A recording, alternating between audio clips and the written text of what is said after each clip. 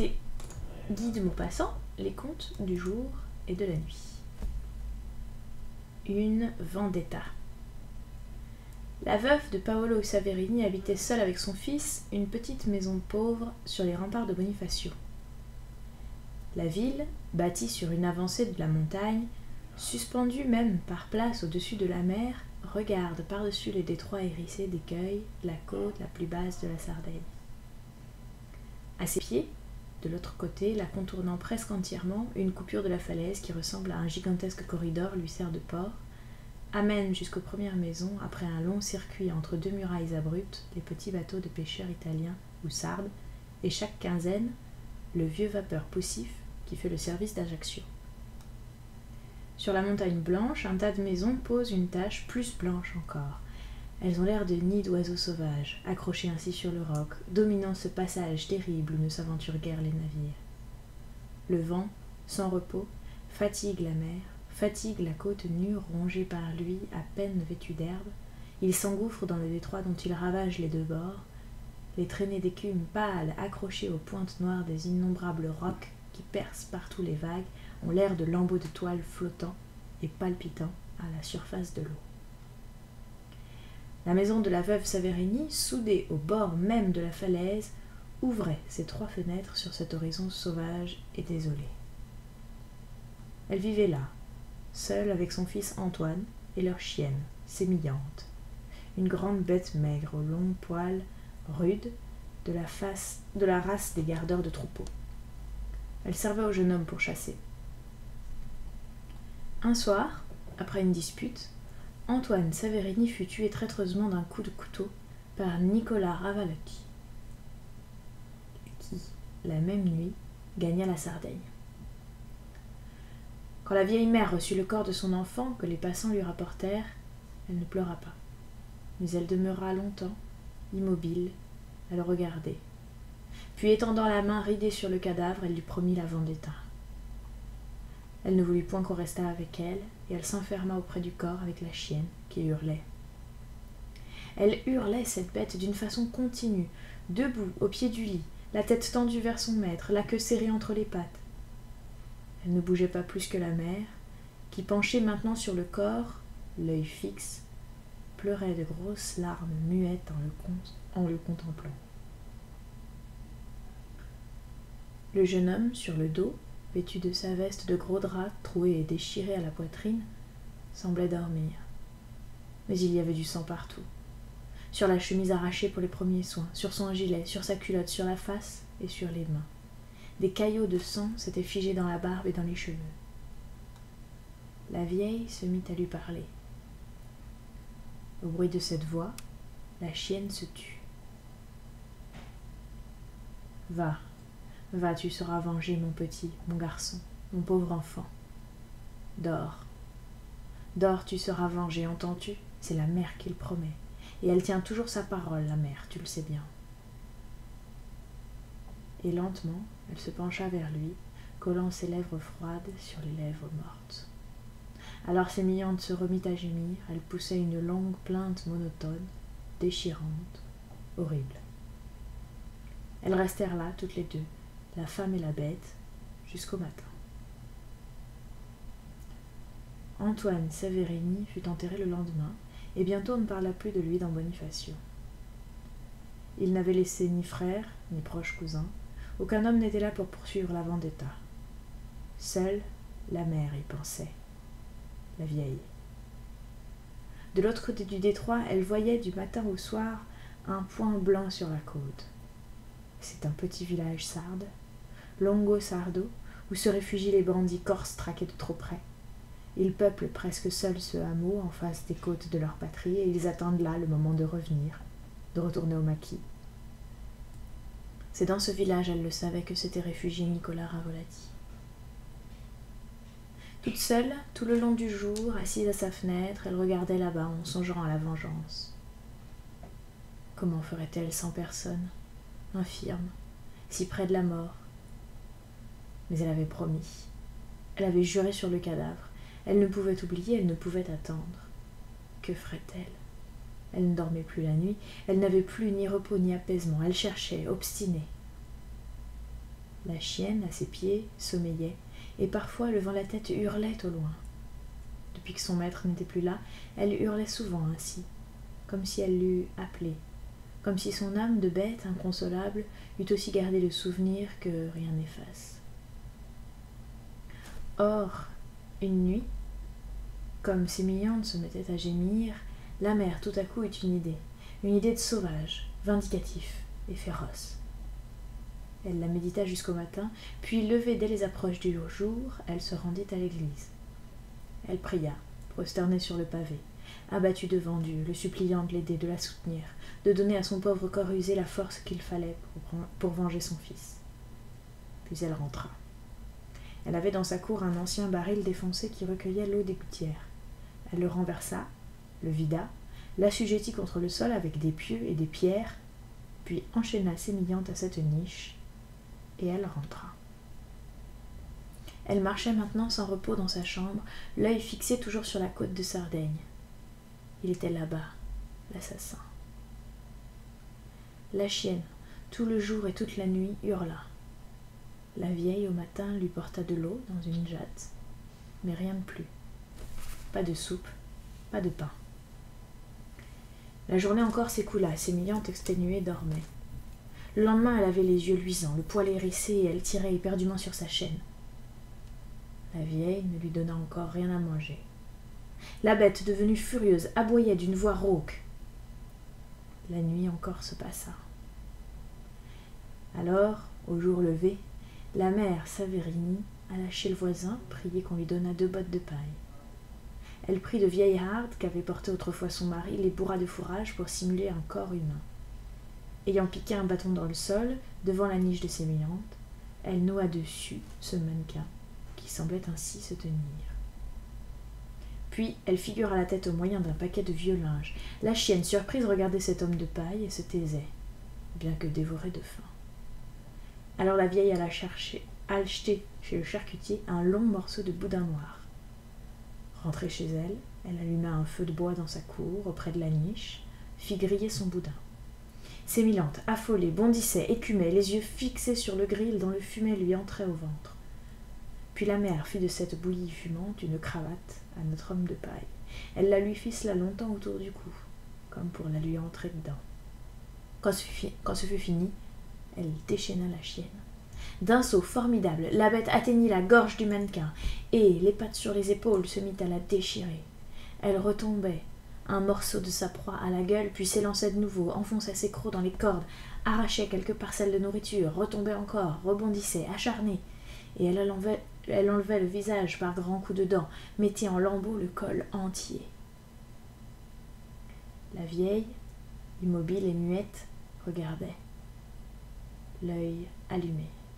Puis elle renchaîna sa bête, la fit jeûner encore 2 jours, et recommença cet étrange exercice.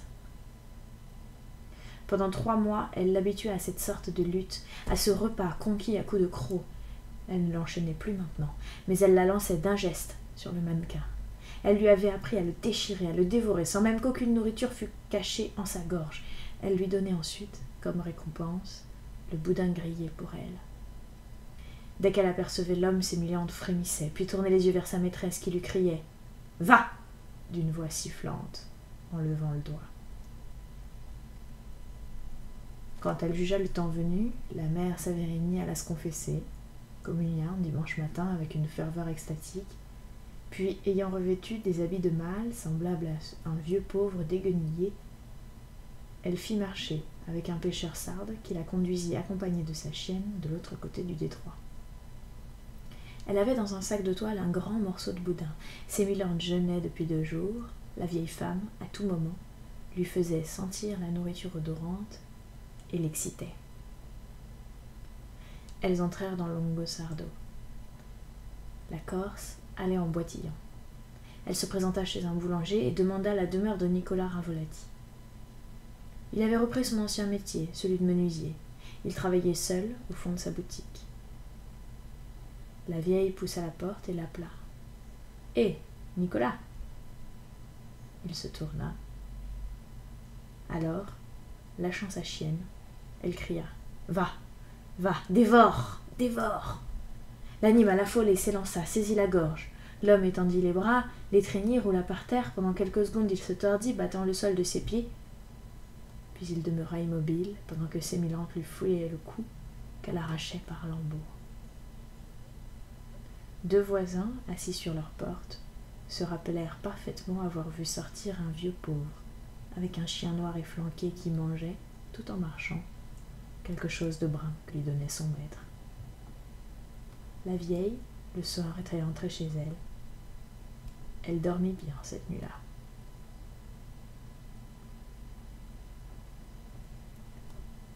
La main. On faisait cercle autour de M. Bermutier, juge d'instruction, qui donnait son avis sur l'affaire mystérieuse de Saint-Cloud. Depuis un mois, cet inexplicable crime affolait Paris. Personne n'y comprenait rien. M. Bermutier, debout, le dos à la cheminée, parlait, assemblait les preuves, discutait les diverses opinions, mais ne concluait pas. Plusieurs femmes s'étaient levées pour s'approcher et demeuraient debout, l'œil fixé sur la bouche rasée du magistrat, d'où sortaient les paroles graves. Elles frissonnaient, vibraient, crispées par leur peur curieuse, par l'avide et insatiable besoin d'épouvante qui hante l'âme, les torture comme une faim. Une d'elles, plus pâle que les autres, prononça pendant un silence. « C'est affreux. Cela touche au surnaturel. On ne saura jamais rien. » Le magistrat se tourna vers elle. « Oui, madame, il est probable qu'on ne saura jamais rien. Quant au mot surnaturel que vous venez d'employer, il n'a rien à faire ici.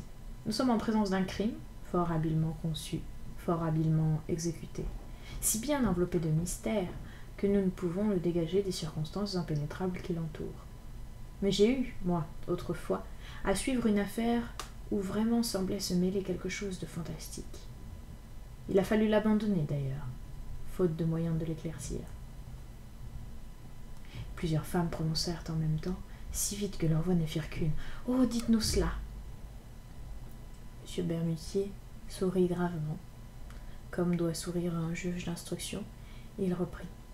« N'allez pas croire au moins que j'ai pu, même un instant, supposer en cette aventure quelque chose de surhumain. Je ne crois qu'aux causes normales. Mais si, au lieu d'utiliser le mot surnaturel pour exprimer ce que nous ne comprenons pas, nous nous servions simplement du mot inexplicable, cela vaudrait beaucoup mieux. En tout cas, dans l'affaire que je vais vous dire, ce sont surtout les circonstances environnantes, les circonstances préparatoires qui m'ont ému. En voici les faits. J'étais alors juge d'instruction à Ajaccio, une petite ville blanche, couchée au bord d'un admirable golfe qu'entourent partout des hautes montagnes. Ce que j'avais surtout à poursuivre là-bas, c'était des affaires de vendetta. Il y en avait de superbes, de dramatiques au possible, de féroces, d'héroïques. Nous retrouvons là les plus beaux sujets de vengeance qu'on puisse rêver, des haines séculaires, apaisées un moment, jamais éteintes, les ruses abominables, les assassinats devant des massacres, et presque des actions glorieuses. Depuis 2 ans, je n'entendais parler que du prix du sang, et que de ce terrible préjugé corse qui force à venger toute injure sur la personne qui l'a faite, sur ses descendants et ses proches. J'avais vu égorger des vieillards, des enfants, des cousins, j'avais la tête pleine de ces histoires. Or, j'appris un jour qu'un Anglais venait de louer pour plusieurs années une petite villa au fond du golfe. Il avait amené avec lui un domestique français pris à Marseille en passant. Bientôt, tout le monde s'occupa de ce personnage singulier qui vivait seul dans sa demeure, ne sortant que pour chasser et pour pêcher. Il ne parlait à personne, ne venait jamais à la ville, et chaque matin s'exerçait pendant 1 heure ou 2 à tirer au pistolet et à la carabine. Des légendes se firent autour de lui. On prétendit que c'était un haut personnage, fuyant sa patrie pour des raisons politiques. Puis on affirma qu'il se cachait après avoir commis un crime épouvantable. On citait même des circonstances particulièrement horribles. Je voulus, en ma qualité de juge d'instruction, prendre quelques renseignements sur cet homme, mais il me fut impossible de rien apprendre. Il se faisait appeler Sir John Rowell. Je me contentais donc de le surveiller de près, mais on ne me signalait en réalité rien de suspect à son égard. Cependant, comme les rumeurs sur son compte continuaient, grossissaient, devenaient générales, je résolus d'essayer de voir moi-même cet étranger, et je me mis à chasser régulièrement dans les environs de sa propriété. J'attendis longtemps une occasion, et elle se présenta enfin sous la forme d'une perdrix que je tirai et que je tuai devant le nez de l'Anglais. Mon chien me la rapporta, mais prenant aussitôt le gibier, j'allais m'excuser de mon inconvenance et prier Sir John Rowell d'accepter l'oiseau mort. C'était un grand homme, à cheveux rouges, à barbe rouge, très haut, très large, une sorte d'Hercule, placide et poli. Il n'avait rien de la raideur dite britannique et il me remercia vivement de ma délicatesse en un français accentué d'outre-Manche. Au bout d'un mois, nous avions causé ensemble 5 ou 6 fois. Un soir enfin, comme je passais devant sa porte, je l'aperçus qui fumait sa pipe, à cheval sur une chaise dans son jardin. Je le saluai et il m'invita à entrer pour boire un verre de bière. Je ne me le fis pas répéter. Il me reçut avec toute la méticuleuse courtoisie anglaise, parla avec éloge de la France, de la Corse, déclara qu'il aimait beaucoup 7 pays et 7 rivages. Alors je lui posai avec de grandes précautions et sous la forme d'un intérêt très vif quelques questions sur sa vie, sur ses projets. Il répondit sans embarras, me raconta qu'il avait beaucoup voyagé, en Afrique, dans les Indes, en Amérique. Il ajouta en riant « J'avais eu beaucoup d'aventures. Oh yes !» Puis, je me remis à parler chasse. Il me donna des détails les plus curieux sur la chasse à l'hippopotame, au tigre, à l'éléphant, et même la chasse aux gorilles. Je dis « Tous ces animaux sont redoutables ?» Il sourit. « Oh, non, le plus mauvais, c'était l'homme. »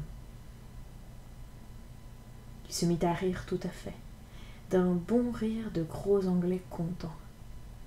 J'avais beaucoup chassé l'homme aussi.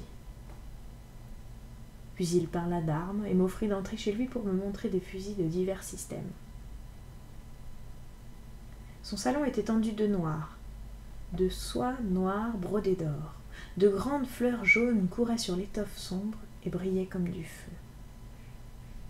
Il annonça « C'était une drap japonaise. » Mais au milieu du plus large panneau, une chose étrange me tira l'œil. Sur un carré de velours rouge, un objet noir se détachait. Je m'approchai. C'était une main d'homme. Non pas une main de squelette, blanche et propre, mais une main noire, desséchée, avec les ongles jaunes, les muscles à nu et des traces de sang ancien. De sang pareil à une crasse sur les os coupés nets, comme d'un coup de hache, vers le milieu de l'avant-bras. Autour du poignet, une énorme chaîne de fer, rivée, soudée à ce membre malpropre, l'attachait au mur par un anneau assez fort pour tenir un éléphant en laisse. Je demandai « Qu'est-ce que cela ?»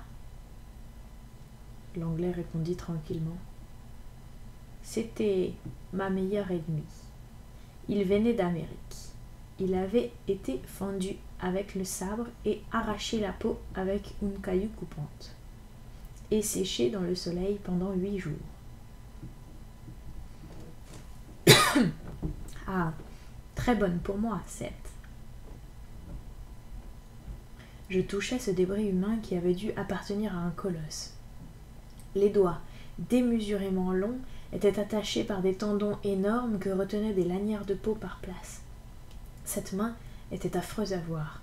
Écorchée ainsi, elle faisait penser naturellement à quelque vengeance de sauvage. Je dis, cet homme devait être très fort. L'Anglais prononça avec douceur. Oh, yes, mais j'ai été plus fort que lui. J'avais mis cette chaîne pour le tenir. Je crus qu'il plaisantait, je dis. Cette chaîne, maintenant, est bien inutile, la main ne se sauvera pas. Sir John Rowell reprit gravement. Elle voulait toujours s'en aller. Cette chaîne était nécessaire. D'un coup d'œil rapide, j'interrogeai son visage, me demandant « Est-ce un fou ou un mauvais plaisant ?» Mais la figure demeurait impénétrable, tranquille, bienveillante. Je parlais d'autre chose et j'admirais les fusils. Je remarquai cependant que 3 revolvers chargés étaient posés sur les meubles, comme si cet homme eût vécu dans la crainte constante d'une attaque. Je revins plusieurs fois chez lui, puis je n'y allais plus. On s'était accoutumé à sa présence. Il était devenu indifférent à tous. Une année entière s'écoula. Or, un matin, vers la fin de novembre, mon domestique me réveilla en m'annonçant que Sir John Rowell avait été assassiné dans la nuit. Une demi-heure plus tard, je pénétrai dans la maison de l'Anglais avec le commissaire central et le capitaine de gendarmerie. Le valet, éperdu et désespéré, pleurait devant la porte. Je soupçonnai d'abord cet homme, mais il était innocent. On ne put jamais trouver le coupable. En entrant dans le salon de Sir John, j'aperçus du premier coup d'œil le cadavre, étendu sur le dos, au milieu de la pièce. Le gilet était déchiré, une manche arrachée pendait. Tout annonçait qu'une lutte terrible avait eu lieu. L'Anglais était mort étranglé.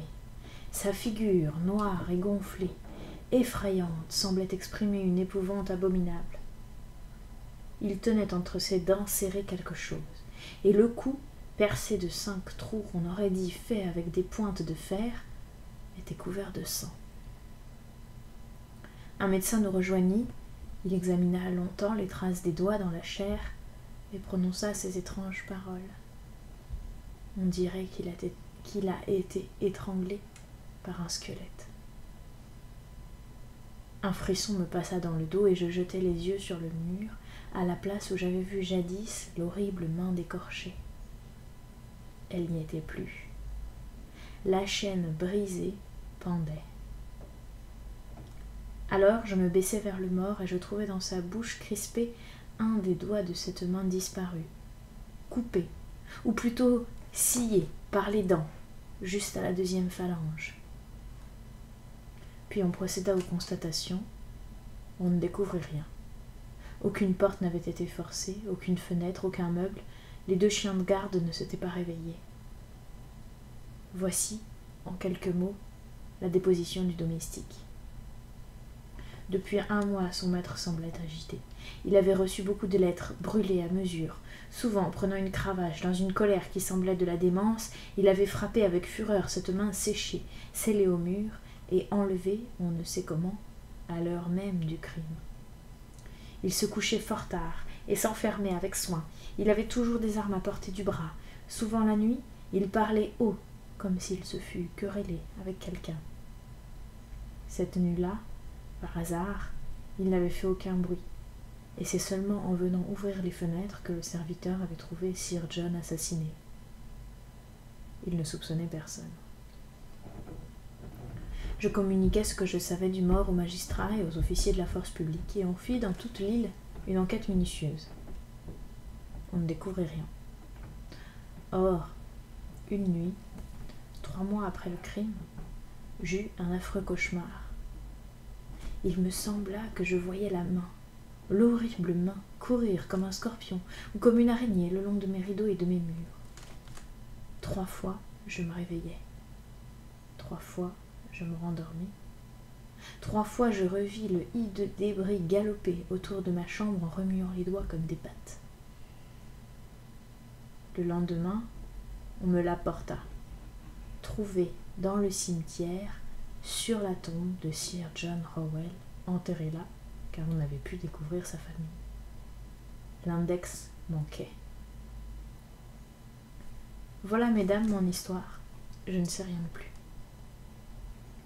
Les femmes, éperdues, étaient pâles, frissonnantes. Une d'elles s'écria « Mais ce n'est pas un dénouement, cela, ni une explication. Nous n'allons pas dormir si vous ne nous dites pas ce qui s'est passé selon vous. » Le magistrat sourit avec sévérité. « Oh, moi, mesdames, je vais gâter, certes, vos rêves terribles. Je pense simplement que le légitime propriétaire de la main n'était pas mort, qu'il est venu la chercher avec celle qui lui restait. Mais je n'ai pu savoir comment il a fait, par exemple. C'est là une sorte de vendetta. » Une des femmes murmura. « Non, ça ne doit pas être ainsi. » et le juge d'instruction, souriant toujours, conclut. Je vous avais bien dit que mon explication ne vous irait pas.